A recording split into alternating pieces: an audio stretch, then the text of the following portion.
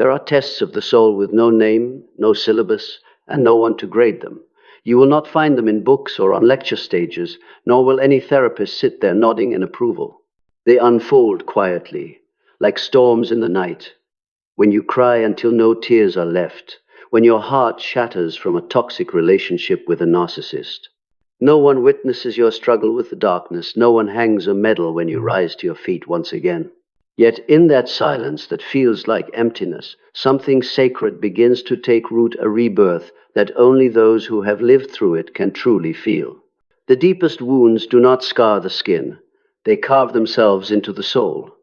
And paradoxically, it is those very wounds that open the doorway to inner growth. When one part of your old self collapses, another part stronger, wiser, and freer quietly emerges. That is the moment you are no longer just surviving, but transforming pain into wisdom, turning loss into the foundation of new strength. Today, I invite you to step into the journey of discovering 8 signs of rebirth, signs that prove you have not only overcome pain, but have completed the most grueling spiritual exam of your life. And when you recognize them within yourself, you will understand. You are no longer a victim of the past, but a living testimony to the rebirth of a mature and unbreakable soul. Sign 1. Befriending solitude, when silence becomes the teacher. There comes a stage in life when solitude is no longer a temporary state, but a rite of transformation. In the past, you may have run away from it. The empty room echoed with footsteps of the past, each moment of silence stretched endlessly. You tried to fill the void with late-night calls, patchwork relationships, or simply the noise of social media, anything to avoid facing yourself. That fear is deeply human, for the brain perceives loneliness almost as physical pain, a primal warning signal that we are cut off from the tribe. And then one day, you stop, not because you have run out of hiding places, but because you realize running is useless. When you sit still long enough, you begin to hear a sound once drowned out by noise, the rhythm of your own heartbeat. You discover that silence is not emptiness, but another dimension of existence. There, you need no role, no proof, no permission. There, every label the world once placed on you, lover, child, abandoned, one falls away, revealing your raw essence. Carl Jung once said, "Who looks outside dreams, who looks inside awakes." When you begin to look within, solitude ceases to be a sentence and becomes a doorway. You realize you have always been enough. A slow morning with a cup of tea, an evening reading without checking your phone, a deep breath filling your lungs, suddenly all take on sacred meaning. The philosophy here is not found in poetic phrases, but in lived experience. Loneliness is not the absence of someone else, but the full presence of yourself. It teaches you that your worth does not depend on who stays by your side, and that the greatest love begins with the courage to sit with your own being. In accepting silence, you pass the soul's first exam, the exam of profound courage, daring to live with the voice within and call it home. Sign 2, facing and reconciling with the shadow, where honesty becomes strength. There is a part of every human being that we tend to avoid. Bursts of anger, jealous thoughts, desires for power, scars of weakness. While trapped in a narcissistic relationship, you may have been taught that such feelings were proof that you were the problem. So you put on a mask of sweetness, locked away all impulses in the basement of your unconscious, hoping obedience would preserve love. But the shadow does not disappear when locked away. It waits silently, like an underground spring, and one day when you are forced to stop, it speaks. That moment can terrify you. Am I like them? Am I just as terrible? In truth, this is the soul's invitation, an invitation to stop pretending. Freud called it repression. Jung went further, naming it the shadow, and only when we recognize it does it cease to dominate us. When you have the courage to look directly, you see, in anger lies a message about violated boundaries. In envy, a signal of forgotten dreams. In the urge to control, a fear of abandonment. These are data of the soul, not evidence of guilt. From here, Ruthless honesty becomes your strength. You no longer need to excuse the wildness inside. You learn to converse with it. Anger, instead of exploding blindly, becomes the fire that severs toxic ties. Envy, instead of corroding, becomes a compass pointing to what you truly long for. You realize wholeness is not purity, but the harmony of light and dark. Jung was blunt. I would rather be whole than good. When you dare to admit even your shadows, you reclaim the deepest freedom, freedom from the fear that you are bad. And in that truthfulness, you uncover a lasting power, the power of a soul no longer running from its own nature. This is the soul's second milestone, to see the darkness, name it, and walk alongside it as a companion, not to be controlled by it, not to deny it, simply to live fully, with both light and night in your heart. Sign 3, self-sovereignty of value, when you no longer need validation from anyone. There was a time when another person's gaze or words were the only mirror reflecting your worth. A single compliment could lift you to the sky, while a single frown could plunge you into despair. In a toxic relationship, you were conditioned to believe that external approval defined who you were. Today, you are the only one who understands them. Tomorrow, you were useless. That cycle kept your heart dangling by a fragile thread. But one day, after passing through pain and facing yourself, you realize those mirrors were distorted all along. Your worth cannot be measured by applause or admiration. It lies deeper in integrity that only you can measure. You begin to receive praise without intoxication, to hear criticism without collapse. Feedback from others becomes data to consider, no longer a verdict on your existence. Carl Jung once said, "The secret of happiness and power is to be true to oneself and not dependent on public approval." When you understand this, you stop seeking light from outside and instead kindle your own flame. On an ordinary morning, you look into the mirror and see a person who needs no stamp of approval. A person already whole simply because they exist, breathe, and live authentically. From here, you no longer trade your essence to please others. You dare to say no, even if it risks rejection. You dare to voice your truth, even if it risks misunderstanding. And strangely, that authenticity creates a magnetism far stronger than any mask ever did. This is the landmark of inner freedom. You no longer need to prove your worth because you know you are always enough. Entering this state, every relationship, job, or opportunity becomes a choice, not a lifeline. And that is the sign of a soul, matured, self-sovereign, self-respecting, and self-illuminating on its own path. Sign 4, embracing the cycle of death and rebirth, seeing that every ending is a new beginning, free from the fear of loss. There was a time when every upheaval in life, a broken relationship, a failed plan, a door suddenly shutting, felt like losing the whole world. Within the toxic whirlwind, the narcissist planted a constant fear that you existed only through them, that your worth was tied to their presence. And so, every separation felt like an irreparable death, full of panic and emptiness. But after the journey of self-healing, you begin to see life through a different lens. You realize that everything in nature, the falling of leaves, the cracking of a seed, the ebb and flow of the ocean, follows an immutable law. The old must dissolve for the new to be born. Carl Jung emphasized that spiritual growth always unfolds through cycles of death and rebirth.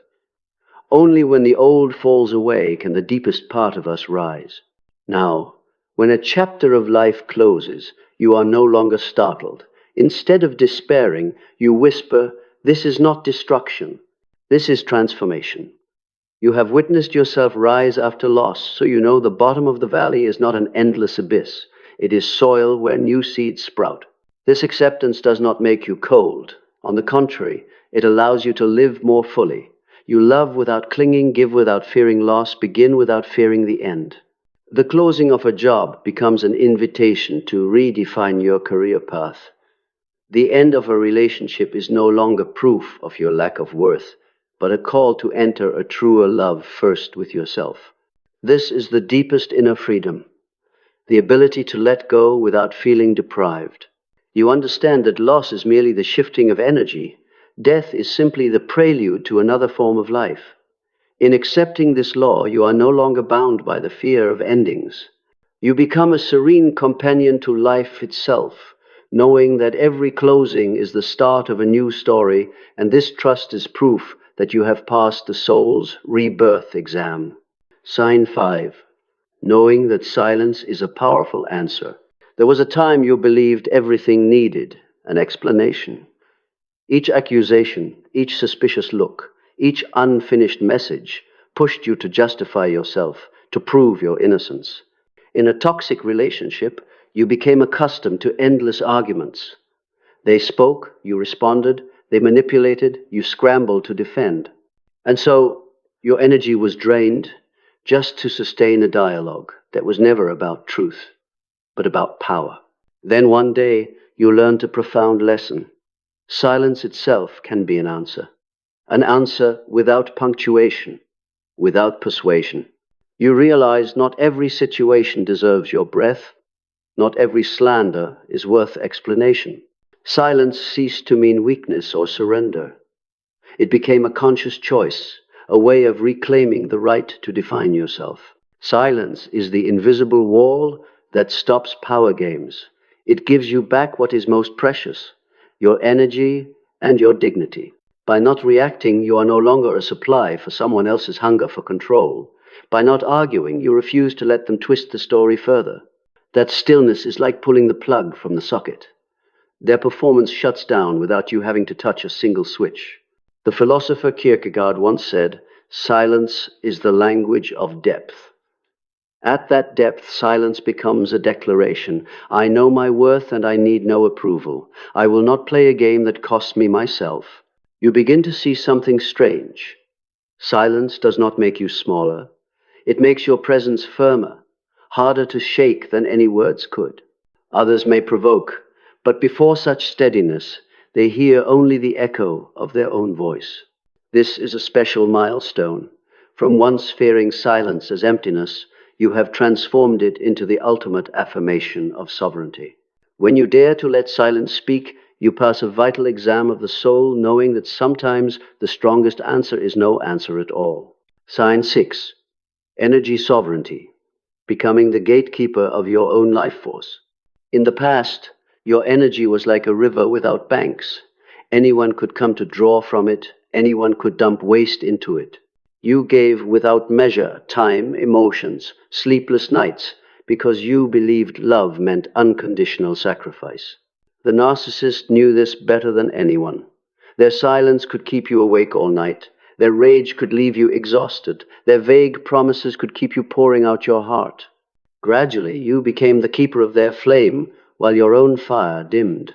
Then one day, after countless collapses, you understood a truth that seemed obvious, yet required a heavy price to learn. Your life force is sacred, and no one has the right to possess it but you. From that realization, you began to rebuild the banks, not cold walls, but clear, lasting boundaries. You say no without trembling. You pause mid-conversation when you feel pulled back into old cycles.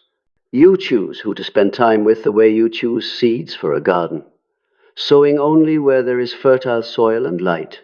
And when needed, you remain silent, refusing to let anyone invade your soul's space just to satisfy curiosity or control. Eastern philosophy once taught, freedom is when nothing external can disturb the spring within. In the West, Jung said, no one can possess your soul if you already belong to yourself. Energy sovereignty is precisely that state, a calm yet gravitational presence. You do not need to prove, you do not need to shout.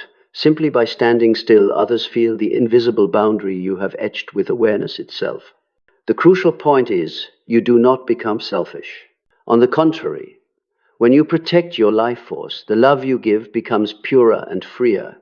You give not out of fear of loss, but out of choice, out of joy. You know when to stop if you feel drained, when to step back if a conversation becomes only depletion and control. This is not merely a life skill, but a profound spiritual transformation. You move from being swept along by others' currents to becoming the keeper of your own source. And that is a silent power, one untouched by violence or manipulation. Reaching energy sovereignty means you no longer fear being taken from, because you are the sole holder of the key to the light in your heart. Sign 7. Mature hope, trusting the process of life. In the past, your hope was like a fragile thread tied tightly to someone else. You hoped they would change, hoped they would finally love you rightly, hoped that if you just tried a little harder, everything would be different. Each disappointment only made you cling to that thread tighter, believing that holding on meant securing the future. Yet in truth, that clinging bound you to a cycle of illusion. After walking through the ruins, you gradually understand. Hope is not waiting for external results, but trusting in your own ability to stand firm within. You stop searching for promises, stop waiting for miracles from others. Instead, you learn to believe that whatever comes as separation, a door closing, an unexpected storm, you still have the strength to go on. Mature hope does not cling to something must happen, but grows roots in lived experience. You once lost everything, and still you rose. The psychiatrist Viktor Frankl, a survivor of the concentration camps, spoke of the will to meaning. We cannot avoid all suffering, but we can always choose our attitude and find meaning in adversity. That is the essence of mature hope, not denying suffering, but trusting in the capacity to find light within it. You begin to taste the freedom of someone who no longer needs to control the future. You can make plans, but you do not lock them in. You can love, but you do not demand guarantees. When loss comes, you no longer ask, "Why me?" but quietly affirm, "I can walk through this, and I will learn something from it." This is not indifference, but a quiet, enduring faith. Faith in the greater process of life, faith in the strength forged by every wound. If once hope was a life raft clutched in fear, now hope is an underground spring flowing from within, steady, hidden, but never running dry. This is the sign of a soul that has matured. You no longer wait for the world to bring you answers. You carry the answers within yourself.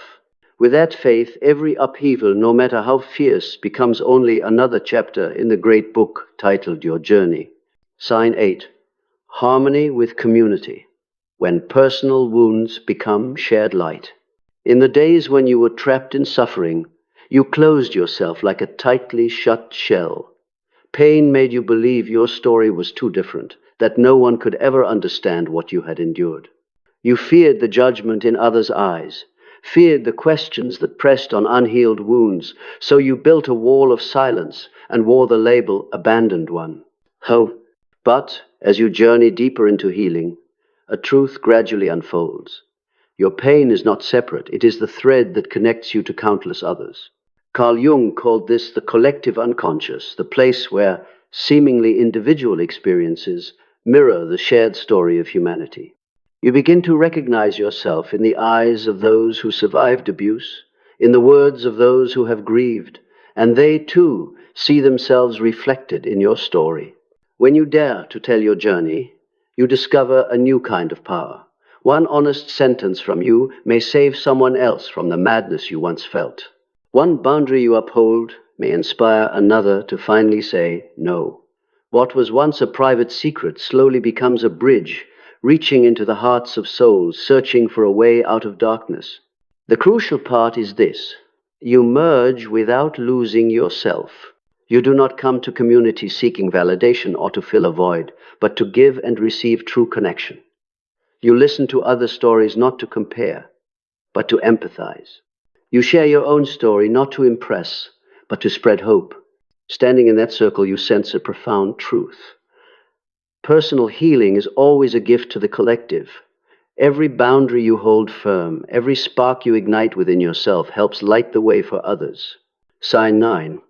Harmony with the eternal, when the self transcends all labels. If the previous signs show you gradually leaving the shadows, then at this deepest stage, you are no longer positioned against the past. You are not only free from the narcissist, not only connected with community, but have transcended the entire narrative of me versus them. This is a state many traditions call wholeness reborn, where you are no longer defined by wounds, nor seeking to be celebrated for healing. In the past, every experience had to carry a name: victim, survivor, inspiration. But at this point, you understand they are only temporary garments. You no longer seek validation from the community, nor avoid the crowd. You live simply as yourself, no title, no comparison. This freedom is not separation, but integration. You touch life without being swept away by it. Time itself feels slower. A morning cup of tea, a deep breath, a breeze across your skin, each holds a peace beyond words. You see every beginning and ending as natural oscillations. Success or failure, gathering or parting, all taste equal as experiences. The boundary between good and bad dissolves, leaving only the wholeness of being. The philosopher Spinoza once wrote, "The highest joy is the understanding of necessity." At this milestone, you touch that understanding. You no longer need to defeat the darkness, for you see that light and shadow are two faces of one whole. You no longer need to prove your strength, for strength has become as natural as breathing. This is not withdrawal from the world, but conscious union with it. You still work, love, create, but now from fullness, not from lack. You no longer ask, "Am I enough?" but simply live and give, knowing the self has always been enough.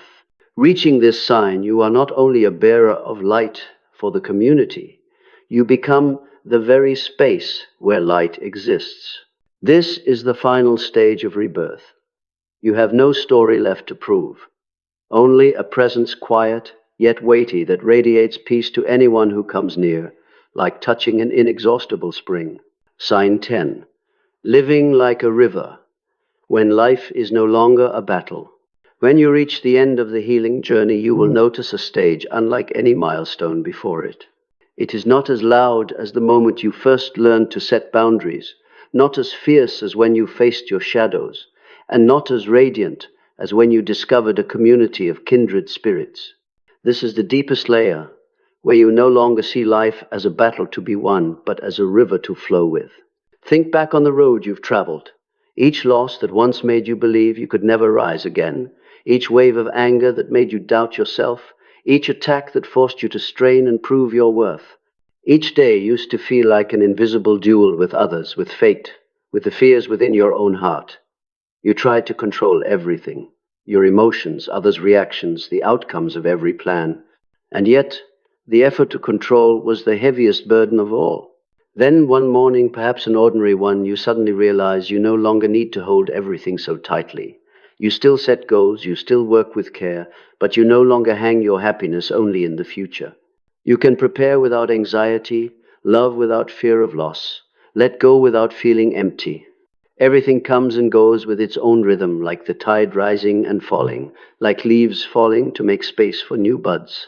In Taoist philosophy, this state is called Wu Wei, effortless action, no forcing, no straining, yet fully engaged. Jung described it as harmony with the self. When the individual ego dissolves into the greater whole, yet remains intact, you begin to feel each breath, each step, as a simple miracle of existence. Everything becomes a testament to life's inherent abundance. The striking thing is that you no longer need a grand story to define yourself.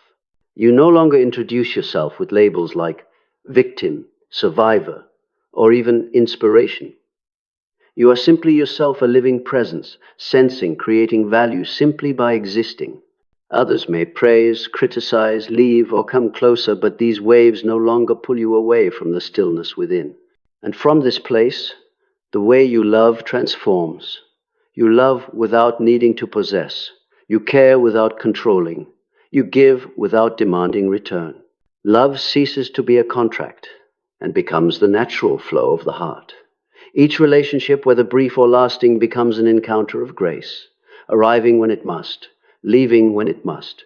This is a summit of rebirth, absolute inner freedom. You no longer seek paradise elsewhere, for paradise is already here in each moment of living. No arguments, no proving, no chasing ahead. You have become a serene companion of life's river, at once steady and fluid, deep and expansive. When you reach this sign, you understand that every ending is but a transition, every upheaval just another wave. You have not only healed, you have attuned yourself to life itself. And from that serenity, every step you take, every gaze, every breath radiates its own quiet power. The power of a soul no longer divided, a human being fully returned to themselves and to the vast universe.